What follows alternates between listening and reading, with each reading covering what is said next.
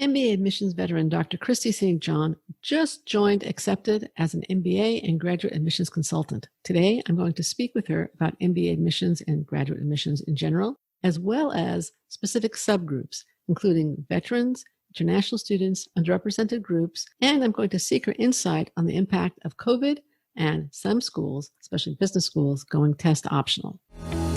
Welcome to Admission Straight Talk, the podcast dedicated to graduate admissions and helping you approach the application process thoughtfully and successfully. Your host is Accepted's founder and world-renowned admissions guru, Linda Abraham.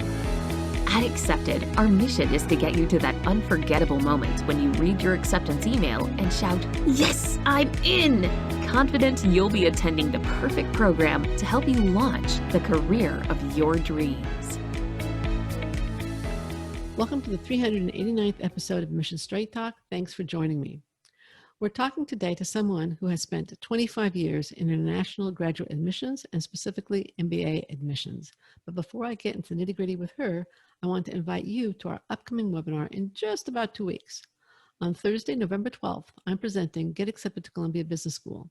Register for and attend the webinar to acquire a framework that you can use for any top MBA program, as well as focused, actionable tips for this year's Columbia MBA application. Save your spot today at accepted.com/CBS webinar. Again, that's accepted.com/CBS webinar. Our guest today is no stranger to Accepted and Admission Straight Talk. She was a guest on our old chats long time ago as Associate Director of Admissions for Tuck and more recently for Vanderbilt. For Vanderbilt, she was on Admission Straight Talk when she was Director of Vanderbilt Owens MBA Recruiting and Admissions. I'm thrilled to announce that Dr. Christie St-John has joined Accepted as a grad school and MBA admissions consultant. And today she's going to share her expertise with you and me on this podcast. Christie, welcome to Admission Straight Talk. Thank you, Linda. I'm delighted to be here with you. And I'm delighted to speak with you. So let's go back. How did you get into admissions? It was one of those peculiar things about who you know and being at the right place at the right time. I was doing my PhD at Vanderbilt, and a friend of mine in the Spanish department had been recruited to the business school to run their program that they were doing in Latin America. And when she got promoted to do that, she called me and said, they're looking for somebody to fill my former job with exchange programs, and they want somebody with international experience, and you'd be perfect. And I thought, the business school? Really? I was on my way to becoming a university professor of languages. And so I went over and talked with them. And as I laugh, I tell everybody, I said, well, I convinced them that I knew the difference between Saks Fifth Avenue and Goldman Sachs. So they hired me. And I had worked in the business world before I went back to school in the US and in Europe. And so it was not like business was a strange thing to me, but I never really knew this kind of job was available. Had I known, I would have started it years ago because I had only been in the position at Vanderbilt about a week. And the dean came down to me and said, okay, you're going to go to Miami with Lori on Friday, and then you're going to South America for a month. I said, okay, let me just dust off my passport and I'll be ready to go. And so that was the start of it. And it's just been the most fun job I've ever had. It was almost like not really working, although it is. Of course, it's tiring and going through all the time zones. And there's a lot of work to do. But it's been great because I love getting to know all the students and seeing where they're from and being able to talk to them about, yes, I've been to Delhi. Yes, I've been to Seoul or wherever it might be. And that helps, I think, create a rapport with them. Oh, sure. So, absolutely. So that's it. Now, yeah, it's fascinating. I mean, how many countries have you been to? I know you've been to a lot. 78. Wow. And counting. Yes. I've got 3 more that I want to go to that I haven't made to yet. But and which 3 are those? Australia, New Zealand, and Estonia. Estonia. Okay. I've been to Australia. Oh, good. Wow. Yeah, it was I had a wonderful time. My daughter-in-law is from Australia, and my son and daughter-in-law got married there. So we went to Melbourne. Oh, how wonderful. Yep. Oh, we had a great time. Yeah. You have a wealth of experience in MBA and grad admissions. How do you feel about moving to the other side of the admissions desk? Well, it's funny because, as you know, when I was at Tuck, I invited a lot of the MBA admissions counselors up to visit us. That's when we met. And I got a lot of flack from schools about that. Oh, how can you invite those people? You can't do business with them. And I said, you know what? They're providing a service. And if we want them to talk about our schools to people, they need to know about our schools. And that's why I invited them. And I think it was really good, not only for the consultants who came, but it was certainly good for me to understand more about what you were doing out there. It was all a bit vague. Why do people need help getting their applications done? It's so simple, but it really isn't. It's a terribly competitive area, more so now than it used to be when I first was applying to graduate school. But it is something I think that's necessary. People don't realize that you really have to stop and think about what you're doing and why you're doing it. Right. And I just I'm excited about being on this side of it because I still get to work with the students, but certainly on a more deeper and personal basis than I did when I was on the other side. Right. And you can actually help them. Yes. Much more. Just to give listeners a little bit more context, Christie very modestly, I think, went over the fact that she started that first conference. That first conference led to the founding of the Association of International Graduate Admissions Consultants. And it also, I think, led to an era of increased dialogue between the schools and the admissions consulting industry, such that today AGAC is hosting webinars from the schools for the consultants so that the consultants are better informed when they go to guide you applicants. And I was privileged to be at Michigan Ross a couple of years ago when the Dean of Ross said, we view you as our partners in developing the leaders in the business world, which ultimately are the leaders of society. So that it was quite a change, a sea change, which Christie played a major role in initiating. So a little context there. Okay, but let's get back to kind of your role now today as an admissions consultant, and as it was informed and colored by your experience for so many years as an admissions director. Mm-hmm. What do you wish applicants did before they would come to you for assistance with their applications? And you can list more than one thing, or another way of thinking of it, when you were on the other side of the desk, what was the most common mistake you saw? I think they probably go together. And that is, know why you are doing this and know what you know now. Because a lot of people, their resume is full of interesting things, but it could be so much more interesting when you start talking to them about, well, tell me about this and tell me about that. And on this side of the fence, I get to really go into detail with them. When I was working for a university, I did do some career counseling, mostly with the international students. But that's how I first found out there's so much more here. Why don't you talk about this wonderful thing that you did? Yeah. It may look small to you, but it really it sets you apart from other people. So when I start talking with somebody, I would say, please think back. What do you know how to do? And what do you think you have to learn how to do to go to your next step? And then find the right school. Right. Because that's really important. That school is the bridge between where you're at and where you want to go. Exactly. And there's so many different schools out there. And the reason for that is because there are so many different paths that people can take. Right. And there's not one right school for everyone, and there's not a wrong school either, but you can have a better experience if you're at a school where you really feel like, this is me. I like these people. Right. I feel comfortable here. And I think that's really important because you get so much more out of it. It's the same thing with a job. True. Mm-hmm. So let's say the applicant has found his or her best schools to apply to. They've analyzed what they've done. They've analyzed where they want to go, and they believe that these 3, 5, whatever number schools can be the bridge.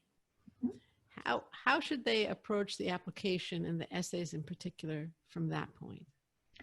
Well, first of all, don't assume that you can just write one essay and copy and paste it into every other school's application, Right. because each school has as I always tell everybody, each school has a personality, just like each applicant has a personality. And they're asking questions that fit what they're looking for or what their personality is. And it doesn't mean there's a right or wrong answer. But it does mean that you have to look at the question and be thoughtful about your response. And the worst mistake that I've seen people make is to be very general. Like, I want to do the MBA because I want to reform the U.S. healthcare system. Really? I don't think that's all going to be on your shoulders to do. So, be realistic and have goals that are achievable. And when you start thinking about your career path, because all schools are going to ask you about that, think about the fact that your first job out of an MBA program is not going to be your last job. It's just a step to many, many more. And occasionally you may have to sidestep into the job you really want. Right. And so it just takes a lot of thought. And I think it's good that people can work with consultants, because you can bounce ideas off somebody who actually knows what's going on Right. in the world of MBA admissions or graduate admissions. And they can say, no, think about that again. Let's talk about this. Let's think about this. What about? And so if you have somebody to bounce ideas off of, you come up with a much better application, I think. Much more robust one. One of the things I like to tell applicants is that each element of the application should reveal something different about you. Even if it's talking about the same event, let's say the same experience where you had some major achievement.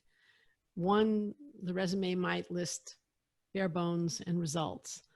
The essay can perhaps talk about challenges, interpersonal challenges. So they should each be bringing out something else. Yes. Would you agree with that? I definitely would. And it's the same thing with the letters of recommendation. You want your recommenders to bring out, well, certainly underscore what you've said about yourself, but also to bring out other aspects from their point of view of how you work. Right. I actually was just reviewing some material, and it was an essay and a letter of recommendation for a consultant. And I said, this letter of recommendation sounds like something this applicant wrote for another school. I don't think the recommender wrote the recommendation. Now, I don't know that she wrote it for this school, so it may not be so obvious, but if the essay that I remembered was written for this school also, then it'd be very obvious to the school that the recommender never wrote the recommendation. And that's a big no-no. So, you gotta, again, having a second pair of eyes can be very, very helpful. Yeah, and again, approaching the application strategically, where you kind of fit things into different boxes, your experiences into different boxes, can make the jigsaw puzzle application create a portrait. It can, and that's exactly what it's for. It's to create a portrait of you that is more than your resume. Oh, yeah. More than just your essay, more than just your interview. Or your grades and test score. Or your grades, yeah. I mean, and I think one of the things that everybody in admissions goes a little crazy about after a certain amount of time is somebody coming up to you at an event and saying, "Hi, I've got a 700 GMAT. What are my chances of getting into your school?" Yeah. And my response is, I try not to be flippant about it, but if it were only a question of your scores, we wouldn't ask you for all this other stuff. Right. We've got better things to do than read 5,000 applications and essays, but we want to know who you are. And a test score doesn't tell us anything, really, except whether you can possibly do the work in the program. Right. And that's why MIT just went test optional. We'll We'll get to that later. I'll ask you about that later. But Getting back to the most common mistakes, what would you say? What would you say were the most common mistakes? Well, one thing I wanted to go back to what you said Yeah. about the Okay. letters of recommendation Sure. and writing them yourself.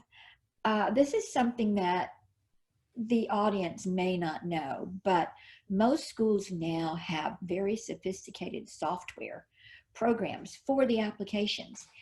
And that software can detect whether or not the recommendation letter or the essays or anything else in there came from the same computer, contains the same meta language. Yeah.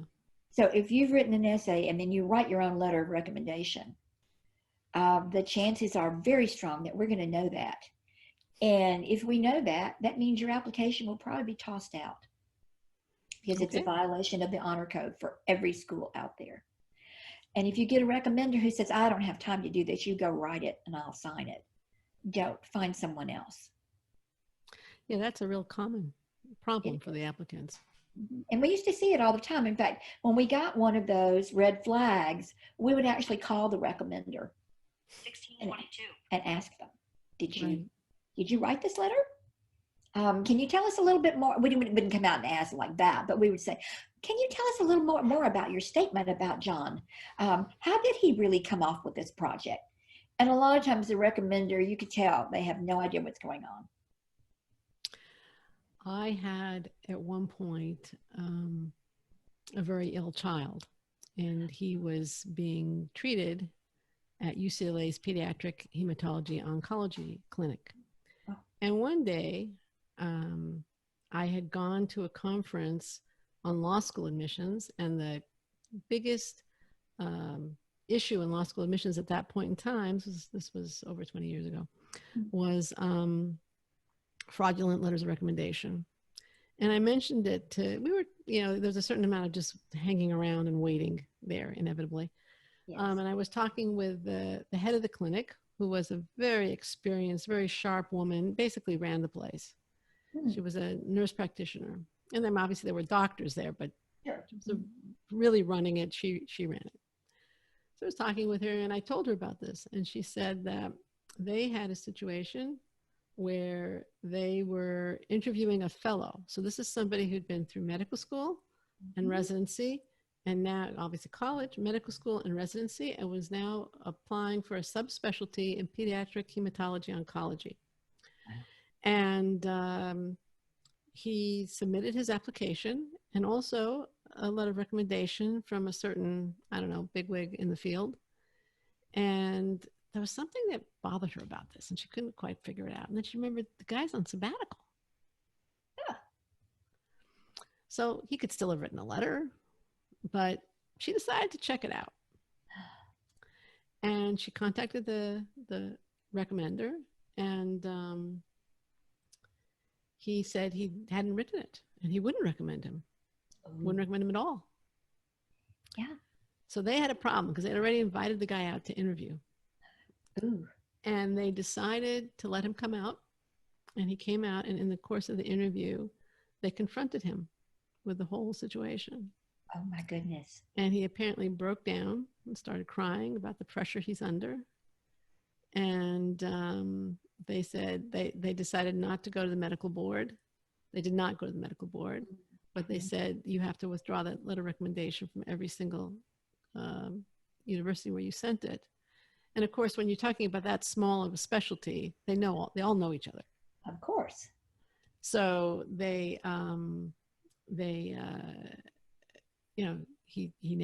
didn't go into the subspecialty. I'm sure of that.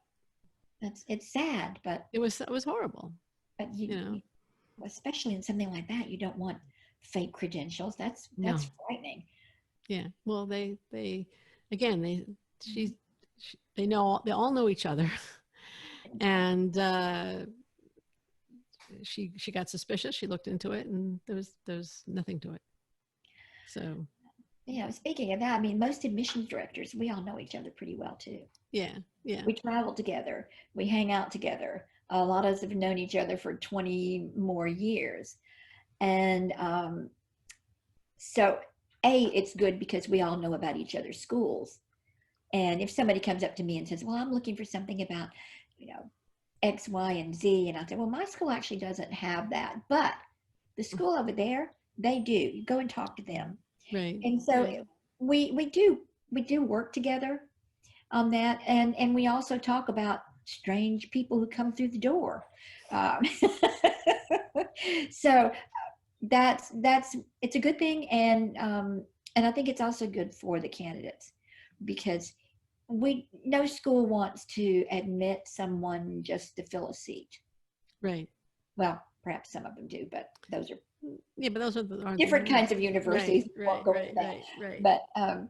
But for the most part, we want to get a class that where each student is there for a specific reason, they're going to fit in, and that we have what they need. Right. Right. Yeah. So that was something that. Let's go back to MBA admissions today. Okay. Sorry. Now you began your admissions career in international admissions. What are some of the most significant challenges that international applicants face when applying to top business schools and graduate programs? Well, there are a couple of things. One, because they're so far away, they can't often visit the school. Nobody can visit the schools now. Well, that's true. Now, no, that's very true. But before, very few of them could actually visit the school to know what it was like to be there. So a lot of times when the international students would arrive, we always had them come in early, both at Tuck and at Vanderbilt, so they could get their feet on the ground and at least find out where they were and how to get from one place to another. And it's a huge pain to have to think in a different language all the time too. Oh yeah. I learned this when I went abroad. So I had a special affinity for all the international students. And I said, you're going to have a headache for the first month you're here because you're going to be thinking and listening and reading everything in a foreign language. You will eventually get over that, and it does get better. But just prepared. Go buy a bottle of aspirin now. And because it is hard. And of course, now with the situation being what it is in the United States with the visa problems, I feel really badly for them because they've spent a lot of time. They've been brave enough to come all the way over here. They've spent the money, the time, left their families, left their jobs, and all they want is a chance to work over here for a few years. Now, some maybe want to stay longer, but trying to get a job. Companies are afraid because they don't know what the regulations are going to be, and they're going to change. And so they have that big burden as well. They've got to work twice as hard as the domestic students to even get an interview. Right. Yeah. Right. Now, you've also expressed, well, let's go back to the international. So there's obviously the language barrier. And then there's the difficulty getting a job. And obviously that would also include difficulty getting an internship as well. Right. Let's move on to another special interest of yours, and that's military. Yes. I know almost every time we've talked, that's come up. What are the most common challenges that people coming from the military face when they apply to business school, and how can they handle them most effectively? Most of them are worried about not having a business background. That's true. Yeah. And they think, oh, I probably shouldn't even apply because I don't know anything about business. I said, you've done inventory. You've managed $5 million worth of heavy equipment. You've managed hundreds of people. That's all you have to know. You've got more qualifications than people who've been consultants for 15 years, probably. You just have to understand how to translate your military resume into civilian language. And so that was that's the first hurdle. And then the second one is, of course, understanding the business lingo and abbreviations. Of course, they're all familiar with abbreviations because all the armed forces have their own special abbreviations for various things. So they understand that part of it, they just don't know what people are talking about. Like something as simple as ROI. Right. Or SOP. They get it, but when they're first sort of looking at you a little bit. I remember one of the funniest things, one of my early admits from the military was saying, everybody's going around talking about class packs, class packs. He said, I thought this was something I was going to have to carry around with me, like on my back. And then I realized it's just a notebook of cases. But I think, yeah, I guess every field has its own jargon. it does, yeah. Yeah. And I didn't realize that. So we went over a lot of that, and I started doing an orientation, an hour's orientation for the veterans in the program, just to make sure they understood this is how things work and this is what you're supposed to do. Because another thing, they were not used to the fact that you actually have to get out and look for a job, and you have to prepare and you have to interview. Because when you're in the service, it's just a hierarchical procedure. If you get to a certain rank and you do everything right, then you're promoted to the next one. And so they had to learn to interview and how to do research on companies and figure out what's out there. And they really didn't realize that on coming in, or they just weren't used to doing it? They just weren't used to doing it, and they didn't. Yeah. I think a lot of them were intimidated about that. Mm-hmm. I have to interview for this job. What do I do? And so, of course, the career office is going to take care of you. Don't worry. Go to the sessions. Yeah. And we had, most schools do have armed forces clubs. So they help each other out. Yeah. And they're stars. They're usually stars. You know, in terms of leadership, they usually have incredible leadership, self-discipline, sense of responsibility, mission. Absolutely. And service. I mean, that's another thing. A lot of times they weren't really sure what direction they should go in. And you found, you suggest something. Well, I've never done that. Well, that's okay. That's why you're here. That's why you're in school. Yeah. I don't know is not a terminal condition. No, it's not. That's a very good phrase. I like that. Right. Now, you've served on the Consortium for Graduate Studies and Management's Board of Directors and as a liaison to the Management Leadership for Tomorrow. Both groups serve African Americans, Hispanic Americans, and Native Americans. What advice do you have for those underrepresented groups in management, in particular in business schools and also in graduate schools? Apply. We need you. We need your thought. We need your perspectives. And don't be afraid. A lot of times, because of the test scores and things, I've talked to some candidates with fabulous work experience, and but I can't, I don't do well in standardized tests. And a lot of times they would be denied by schools because of their test scores. And I just always found that horrible, because as you know, the test score will tell you a certain amount, whether you'll pass the first year of the program. It doesn't say whether you're going to be a great business person or not. It doesn't say whether you've got a strategic vision or not. It just says, can you do the quant stuff? And if you're worried about that, go take a class at your community college or something online, even a free class. Don't let your fear keep you from applying and from trying to go to the best school possible. And don't be afraid to ask questions. Admissions counselors and admissions staff are there to help. And in most cases, and this goes for everyone, we're all looking for a reason to get you in, not to keep you out. And that's very true. Even for schools that get 40,000 applications, they're looking for the best people to bring in. But and also financial concerns are a big issue for a lot of the underrepresented minority population and for women as well. And don't worry about that. Finances they'll work themselves out. If you get into a good school, don't let that stop you. Well, I think I've also talked to several admissions directors, and they basically said you never know the price of the program until you're accepted.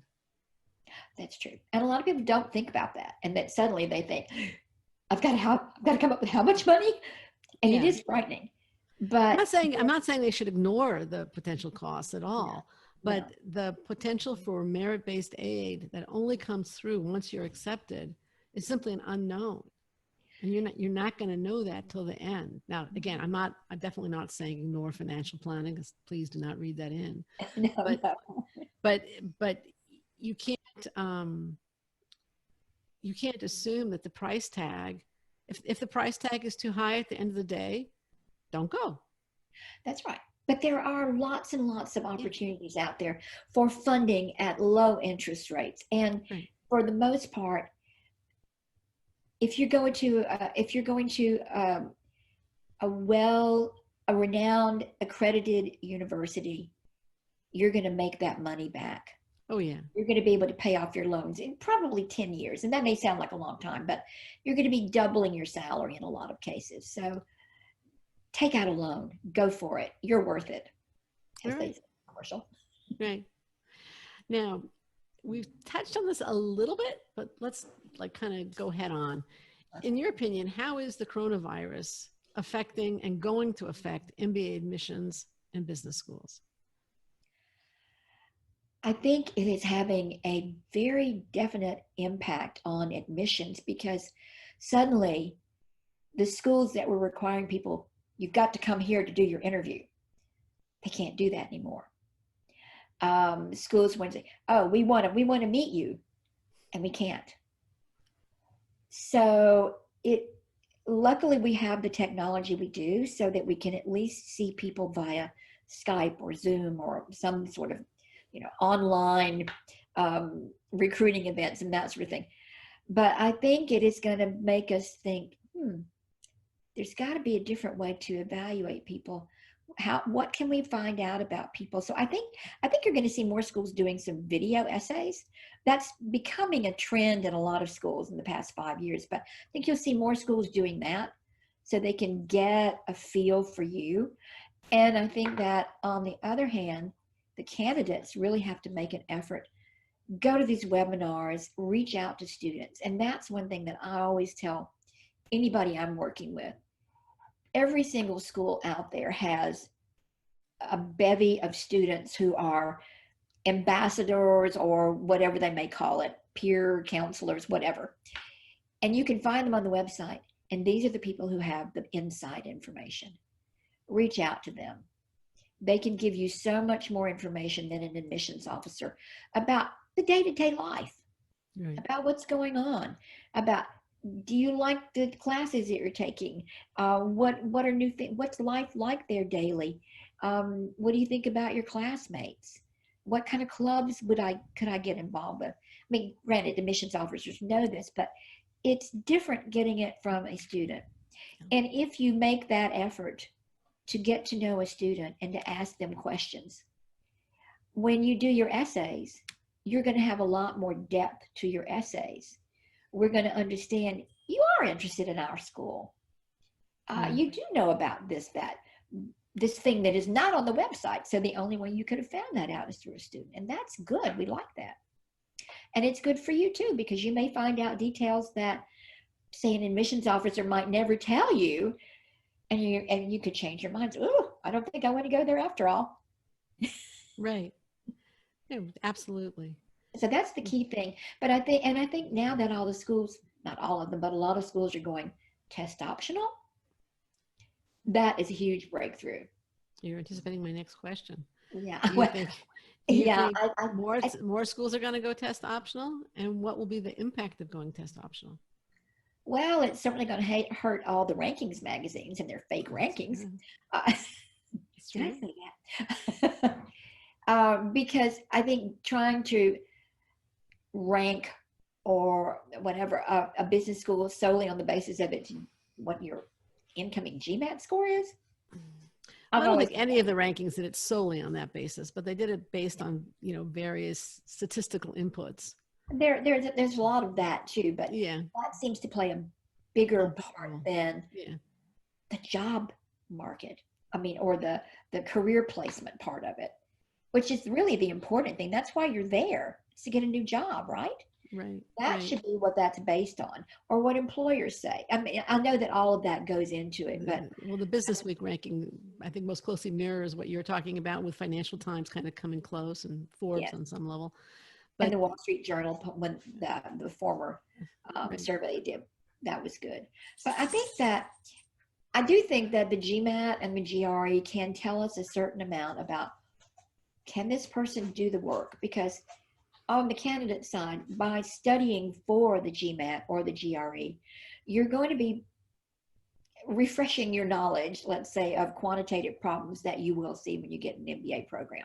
Right. And this is good for you. But I also think that I'm happy to see a lot of schools now accepting the executive assessment, because for candidates, especially for, like, let's say for military candidates who've been in the service for 10 to 15 years and they want to do an MBA program because they want the immersive experience. They don't want to do an exec program. They've been out of school for so long. Are they going to remember high school geometry? No. So I think the executive assessment might be the right tool to use for some candidates. And I'm glad to see that more and more schools are accepting that. Oh, yeah. I wonder if for the schools that go test optional, I think it'll help those people who are weak test takers, no question. And I know I've talked to people who say, I'm struggling with the GMAT, I'm struggling with the GRE, but I'm actually supervising MBAs. Exactly. And they probably do strong quantitative work, and they might, I mean, I've worked with somebody who had like a 3.8 in finance, and he couldn't get above a 550 on the GMAT. Wow. Because of test anxiety or whatever it might have been. It wasn't because he didn't know how to do the work. Right. And so I think in cases like that, it doesn't. And the test is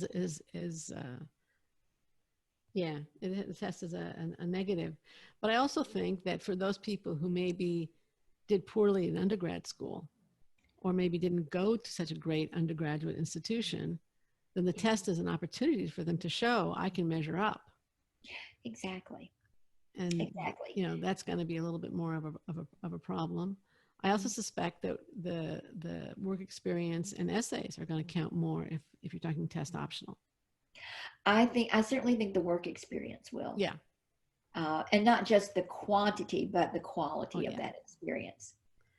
Yeah. Because I used to, again, that's a question you get a lot at these MBA fairs. You know, well, I've got 5 years of experience. Is that enough? Well, you know, it may be, but depends on what gas. Were you making photocopies and nothing else, or what were you doing? Flipping hamburgers. Exactly. Yeah. Right. But anyway, I think the whole test optional thing. Do you think more schools are going to go test optional? I think they will. I mean, especially if COVID continues on so that they can't get into the test sites, because was it this week or last week? Last week, I think GMAT made the announcement that, okay, if you've done the online test before, you couldn't take it again. Why? And now you can, but only once. Right. Why? Well, do you know why? No idea. I think it's because they don't know how to set it up. And I was thinking if they have a set of a bank of questions, they may be more limited for the online version. Yeah, I think they're just very, very worried about fraud. Yeah. Oh, and they should be. Yeah. But if that's the case, then let's throw it out. Right. If it's not working, it's not going to do any good. What about MBA reapplicants? We've talked about some different groups in the MBA applicant pool. What advice do you have for MBA reapplicants? I love reapplicants because it shows me that they are persevering in their desire to do whatever it is they want to do. Now, what I don't love is somebody who gives the same application they gave the year before without any changes. Right. That just tells me you're not terribly self-aware. So I would say take a hard look. Definition of insanity. There you go. Possibly, yes. Doing the same thing over and over. And I've had those, and I know other admissions directors have too. You get the same application year after year after year, and you tell the person until you're blue in the face, you really have to retake this. You really have to rewrite your essay or whatever it might be. And they just don't do it. And take a hard look at it. You know what's wrong. You know where your weaknesses lie. If you're honest with yourself, you can say, oh yeah, well, maybe I shouldn't tell them I want to go into private equity since I have never done anything in finance. I've only been, human resource director. Maybe I should think that over. Right. And if you can't figure it out, you should ask us. Exactly. That's what admissions consultants do. They're going to look at it and say, you know what? You don't have the background for this yet.